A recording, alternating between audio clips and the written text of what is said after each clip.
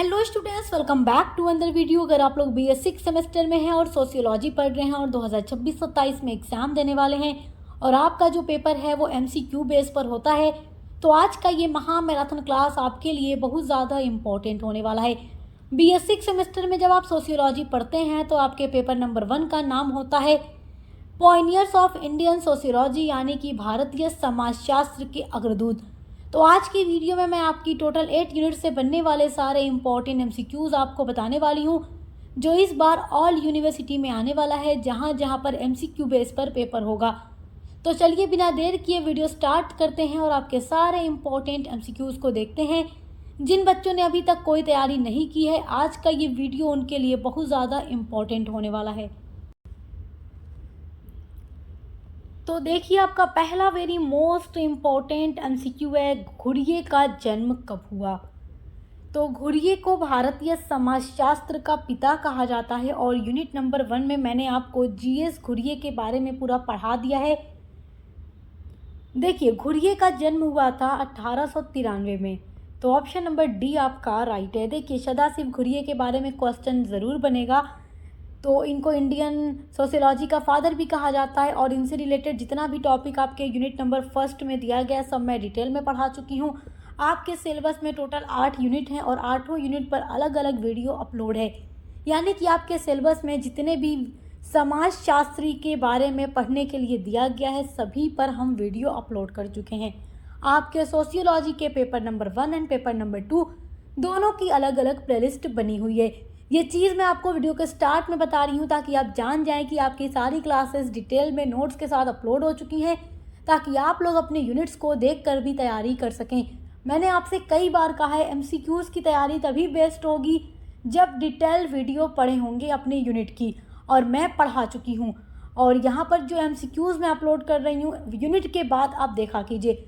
तो ये ऐसे MCQs मैं आपको बता रही हूँ जो 100% गारंटी है कि आने वाले हैं। पिछले कई सालों के पेपर को देखने के बाद ये मॉडल पेपर की वीडियो मैंने आपके लिए बनाई है। अगला इम्पॉर्टेंट क्वेश्चन आपका है, घुरिये की मृत्यु कब हुई। तो इनकी मृत्यु हुई थी, देखिए 1983 में, ठीक है। ऑप्शन नंबर सी आपका राइट है, ये 81 लिखा हुआ है, तो ऑप्शन नंबर 3 1983 में इनकी डेथ हुई। ऑप्शन नंबर सी आपका राइट है। अगला वेरी मोस्ट इम्पॉर्टेंट MCQ आपका है, ग्रामीण नगरीय समुदाय की अवधारणा किसने दी। तो GS घुरिये ने दी। सब मैं आपको डिटेल में पढ़ा चुकी हूँ हर एक टॉपिक के बारे में। यहाँ पर ऑप्शन नंबर बी आपका राइट है। अगला वेरी इंपॉर्टेंट क्वेश्चन है, ग्रामीण नगरीय का अर्थ क्या है। तो ग्रामीण नगरीय का मतलब होता है ग्रामीण और शहरी मिश्रण, यानी जहाँ पर ग्रामीण और शहर दोनों का मिश्रण मिलता है। और इन सारी चीज़ों के बारे में मैं डिटेल में आपको पढ़ा चुकी हूँ। ऑप्शन नंबर सी यहाँ पर आपका राइट है। अगला वेरी इंपॉर्टेंट क्वेश्चन है, घुरिये के अनुसार साधुओं की क्या विशेषता है। तो घुरिये के अनुसार जो साधु होते हैं उनकी विशेषता ये है कि वे पारंपरिक धार्मिक जीवन के प्रतीक हैं। ऑप्शन नंबर सी आपका राइट है। अगला वेरी इंपॉर्टेंट क्वेश्चन है, DN मजूमदार किस क्षेत्र के अध्ययन के लिए प्रसिद्ध हैं। तो देखिए, DN मजूमदार के बारे में भी आपको यूनिट नंबर 1 के अंदर ही पढ़ना है और DN मजूमदार के बारे में भी पूरा डिटेल में मैं आपको पढ़ा चुकी हूँ। DN मजूमदार जो हैं आप जानते हैं किस क्षेत्र के अध्ययन के लिए प्रसिद्ध हैं। ऑप्शन नंबर ए, जनजातीय समाज के अध्ययन के लिए ये प्रसिद्ध हैं। ऑप्शन नंबर ए आपका राइट है। अगला वेरी इंपॉर्टेंट क्वेश्चन है, जनजातीय एकीकरण का मुख्य उद्देश्य क्या है। तो जनजातीय एकीकरण का मुख्य उद्देश्य है जनजातियों को मुख्य धारा में शामिल करना। ऑप्शन नंबर डी आपका राइट है। अगला वेरी मोस्ट इम्पॉर्टेंट MCQ आपका है, देखिए मजूमदार के अनुसार जनजातियों का एकीकरण किसके साथ होना चाहिए। तो बिना उनकी संस्कृति बदले होना चाहिए, उनकी संस्कृति के साथ होना चाहिए, उनकी संस्कृति को बदल कर नहीं होना चाहिए, ये कहना है DN मजूमदार का। ऑप्शन नंबर ए आपका राइट है। ये सारा क्वेश्चन इंपॉर्टेंट है। अगला वेरी मोस्ट इम्पॉर्टेंट MCQ आपका है मेरे प्यारे बच्चों, देखिए मजूमदार के अनुसार जनजातीय समस्याओं का समाधान क्या है। This is very important. तो एकीकरण ऑप्शन नंबर बी आपका राइट है। अगला वेरी इंपॉर्टेंट क्वेश्चन है, घुरिये के अनुसार जाति को कितने लक्षणों से परिभाषित किया गया है? तो 6 लक्षणों से, ऑप्शन नंबर सी राइट है। और घुरिये के अनुसार जाति के लक्षण, या जिसको आप विशेषता भी कह सकते हैं, मैं आपको पढ़ा चुकी हूँ। घुरिये के अनुसार जाति के 6 लक्षण या 6 विशेषता पर मैंने डिटेल में वीडियो बनाई है, आप ज़रूर से पढ़िएगा, बहुत इंपॉर्टेंट आपका वो यूनिट है।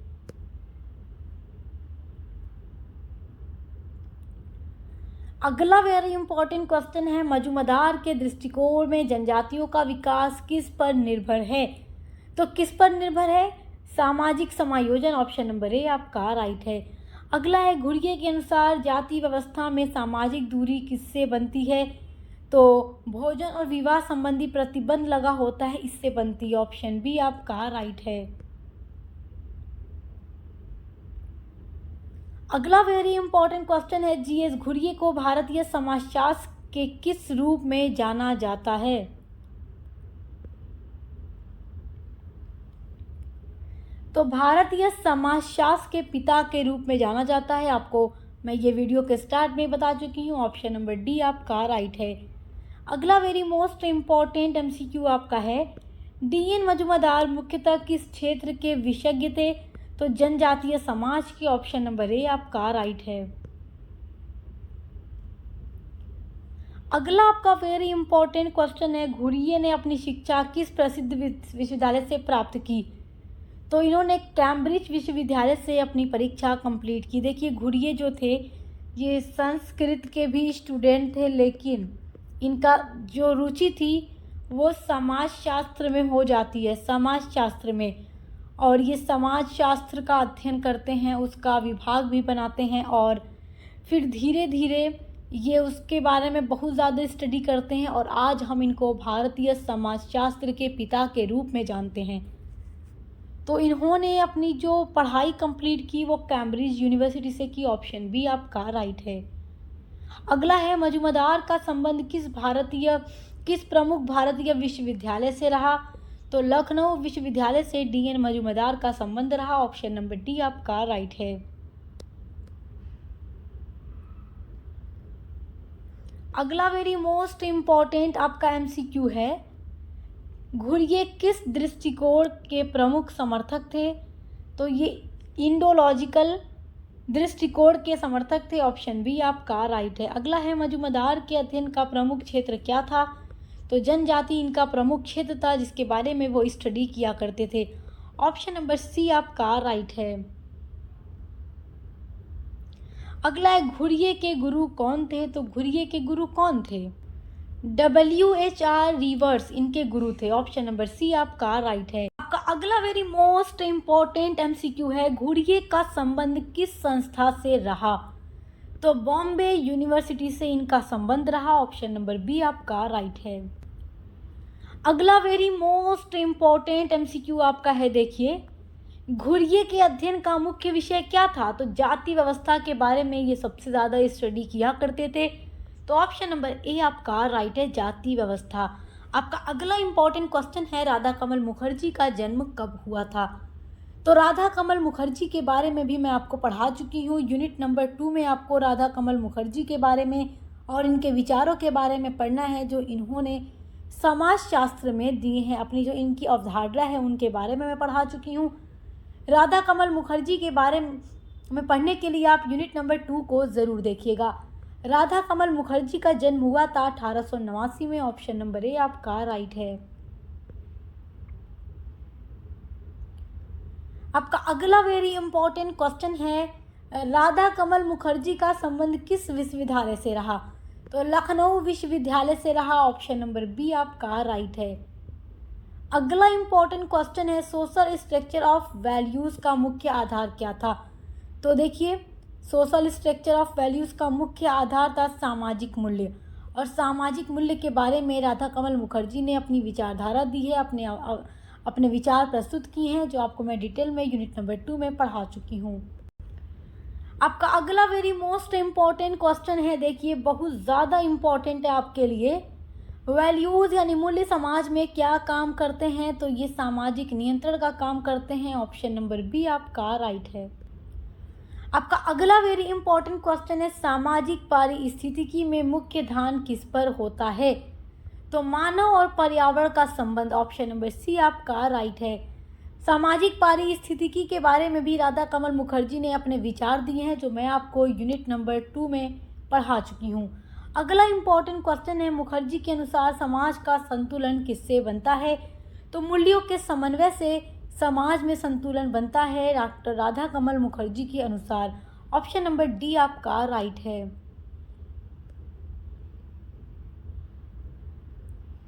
अगला वेरी मोस्ट इम्पॉर्टेंट क्वेश्चन है, बहुत इंपॉर्टेंट एमसीक्यू है, एग्जाम में ज़रूर पूछेगा। राधा कमल मुखर्जी की प्रसिद्ध पुस्तक कौन सी है? तो सोशल इकोलॉजी है, ऑप्शन नंबर ए आपका राइट है। अगला इम्पॉर्टेंट क्वेश्चन आपका है, सोशल इकोलॉजी किस शास्त्र से सबसे अधिक संबंधित है? तो ये पारिस्थितिकी से संबंधित है, ऑप्शन नंबर सी आपका राइट है।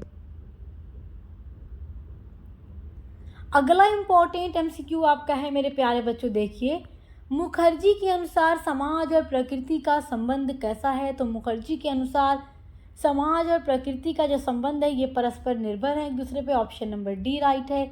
अगला है, डीपी मुखर्जी का जन्म कब हुआ था? तो इनका जन्म हुआ था, देखिए, 1894 में, ऑप्शन नंबर आपका ए राइट है।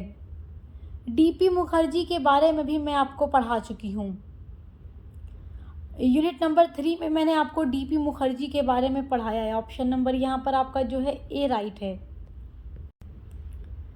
आपका अगला वेरी इंपॉर्टेंट एमसीक्यू है, देखिए, डीपी मुखर्जी का संबंध किस विश्वविद्यालय यानी किस यूनिवर्सिटी से रहा?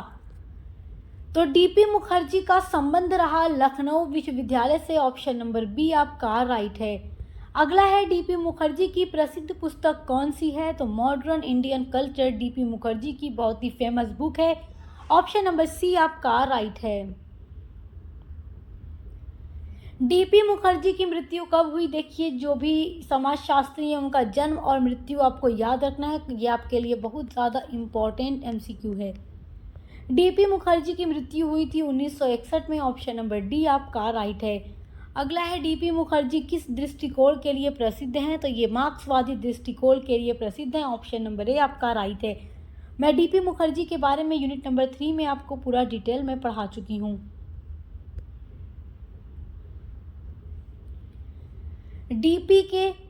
मुखर्जी के अनुसार भारतीय संस्कृति की विशेषता क्या है?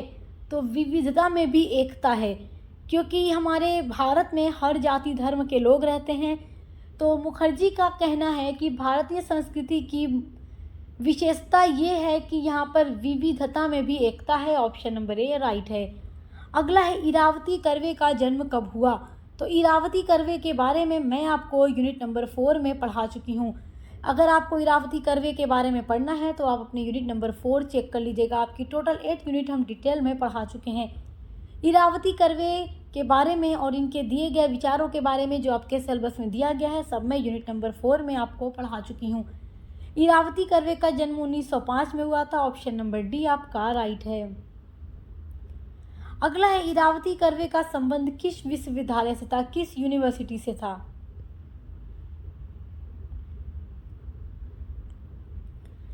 पुणे विश्वविद्यालय, पुणे यूनिवर्सिटी से संबंध था किसका? इरावती कर्वे का, ऑप्शन बी आपका राइट है। अगला वेरी मोस्ट इम्पॉर्टेंट आपका है, इरावती कर्वे की प्रसिद्ध पुस्तक कौन सी है? तो kinship organization in India, option number C आपका राइट है। अगला है, इरावती कर्वे का मुख्य अध्ययन क्षेत्र क्या था? तो नातेदारी के बारे में, जो भारतीय नातेदारी है या रिश्तेदारी है उसके बारे में इरावती कर्वे अध्ययन करती हैं, ऑप्शन नंबर डी आपका राइट है। अगला है, इरावती कर्वे ने भारतीय नातेदारी को किस आधार पर वर्गीकृत किया? तो किस आधार पर वर्गीकृत किया? क्षेत्र के आधार पर, ऑप्शन सी आपका राइट है। आपका अगला इम्पॉर्टेंट क्वेश्चन है, आईपी देसाई का जन्म कब हुआ? तो यूनिट नंबर 4 में आपको इरावती कर्वे और आईपी देसाई के बारे में पढ़ना है। आईपी देसाई का टॉपिक इंडियन फैमिली है। यानी जो भारतीय परिवार है उसके बारे में आपको पढ़ना है, जो कि मैं आपको पढ़ा चुकी हूँ। तो आईपी देसाई का जन्म हुआ था 1911 में। ऑप्शन नंबर ए आपका राइट है। अगला है आईपी देसाई का मुख्य अध्ययन क्षेत्र क्या था? तो परिवार, इंडियन फैमिली के बारे में ये स्टडी करते थे। ऑप्शन नंबर बी आपका राइट है। भारतीय परिवार की प्रमुख विशेषता क्या है? भारतीय परिवार की जो विशेषता है वो ज्वाइंट फैमिली यानी संयुक्त परिवार है। ऑप्शन नंबर डी आपका राइट है। अगला है भारतीय नातीदारी में पितृसत्तात्मक का क्या अर्थ है? तो पितृसत्तात्मक का मतलब होता है पिता का प्रभुत्व, यानी कि पिता के बाद जो बेटा होगा वो क्या होगा? घर का मुखिया बनेगा, घर का बड़ा होगा, जो कि जैसे पिता जो होते हैं वो मुखिया होते हैं, हमें हर काम पिता से पूछ के करना होता है, उनकी मर्ज़ी से घर चलता है, उनके हिसाब से चलता है। तो पिता के बाद बेटा होगा, फिर उनका बेटा जब बड़ा होगा तो उनका बेटा होगा तो वो घर का मालिक बनेगा, इस तरीके से। और माता प्रभुत्व में क्या होता है? माता होती है घर की मुखिया और माता के बाद बेटी, ठीक है, इस तरीके से। तो भारतीय नातेदारी में पितृसत्तात्मक का मतलब है पिता का प्रभुत्व। ऑप्शन नंबर बी आपका राइट है।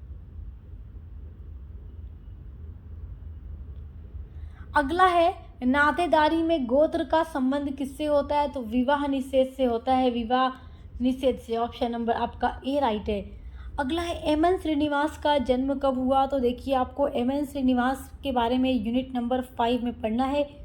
एम.एन. श्रीनिवास की अवधारणा, पश्चिमीकरण, संस्कृतिकरण, इसके बारे में आपको पढ़ना है। और जो आपको पूरा वैश्वीकरण, सारी चीज़ों के बारे में जो चीज़ें आपको पढ़नी है यूनिट नंबर 5 में, संस्कृतिकरण, पश्चिमीकरण के बारे में मैं आपको पूरा डिटेल में नोट्स के साथ यूनिट नंबर 5 में पढ़ा चुकी हूँ एम.एन. श्रीनिवास के बारे में, तो आप पढ़ लीजिएगा। कोई भी टॉपिक आपके सिलेबस का ऐसा नहीं है जिस पर आपको वीडियो हमारे चैनल पर ना मिले। आप सर्च किया करिए और चेक करके पढ़ना स्टार्ट कर दिया कीजिए, क्योंकि हम आपके हर सेमेस्टर में हर एक सब्जेक्ट की अलग प्लेलिस्ट बना देते हैं, ताकि आप अपनी प्लेलिस्ट को चेक करके अपनी पढ़ाई कंटिन्यू अच्छे से कर सकें। एम.एन. श्रीनिवास का जन्म हुआ था 1916 में। ऑप्शन नंबर ए आपका राइट है। अगला है एम.एन. श्रीनिवास का संबंध किस विश्वविद्यालय से रहा? This is very important MCQ. M N. Srinivas का संबंध था मैसूर विश्वविद्यालय से। ऑप्शन नंबर बी आपका राइट है। अगला है एम.एन. श्रीनिवास की प्रसिद्ध पुस्तक कौन सी है? तो एम.एन. श्रीनिवास की फेमस बुक है religion and society among the Coorgs. Option number C आपका राइट है। अगला है संस्कृतिकरण का क्या अर्थ है? संस्कृतिकरण एम.एन. श्रीनिवास के द्वारा दी गई एक अवधारणा है जिसका मतलब होता है निम्न जाति द्वारा उच्च जाति की संस्कृति को अपनाना। यानी कि जो निम्न जाति के लोग होते हैं वो अपने से ऊंची जाति के बारे में, अपने से ऊंची जाति के रहन सहन को, खान पान को, वेशभूषा को एक्सेप्ट करते हैं, उसको स्वीकार करते हैं, अपनी संस्कृति में उसको मिला लेते हैं, ताकि अपने आप में कुछ सुधार कर सकें। जैसे आपने पढ़ा होगा ब्राह्मण, क्षत्रिय, वैश्य, शूद्र।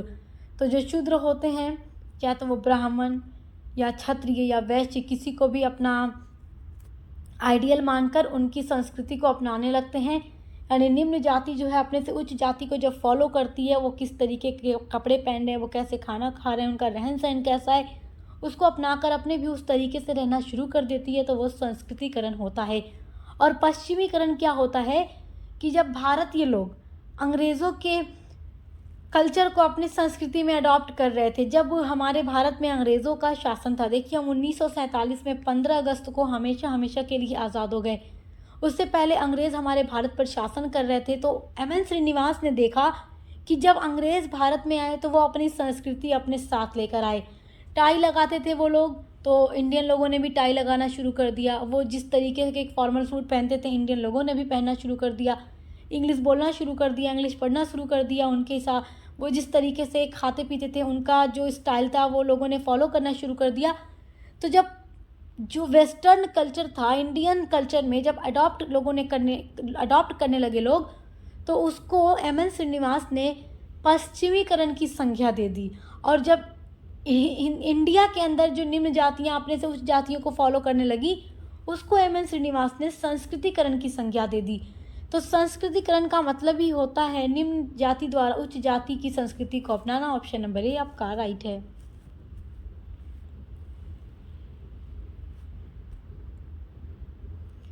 अगला है आपका पश्चिमीकरण का संबंध किससे है? तो पश्चिमी प्रभाव से।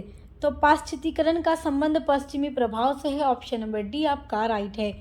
अगला है ए आर देसाई का जन्म कब हुआ? तो ए आर देसाई के बारे में मैं आपको यूनिट नंबर 7 में पढ़ा चुकी हूँ। ए आर देसाई का जन्म हुआ था 1915 में। ऑप्शन नंबर ए आपका राइट है। अगला वेरी मोस्ट इम्पॉर्टेंट एमसीक्यू है, ए आर देसाई किस दृष्टिकोण के लिए प्रसिद्ध हैं? तो ये मार्क्सवादी दृष्टिकोण के लिए प्रसिद्ध हैं। अगला है social background of Indian nationalism पुस्तक कब प्रकाशित हुई? तो ये प्रकाशित हुई थी 1948 में। ऑप्शन नंबर सी आपका राइट है। अगला इंपॉर्टेंट क्वेश्चन है, आंद्रे बेतेई की प्रसिद्ध पुस्तक कास्ट क्लास एंड पावर कब प्रकाशित हुई? तो 1965 में प्रकाशित हुई। ऑप्शन नंबर ए आपका राइट है। अगला है, आंद्रे बेतेई ने अपना अध्ययन किस गांव में किया? तो श्रीपुरम। ऑप्शन नंबर बी आपका राइट है। इसके बारे में भी मैं आपको पढ़ा चुकी हूँ। आंद्रे बेतेई के बारे में भी मैंने पूरा आपको डिटेल में पढ़ा दिया है।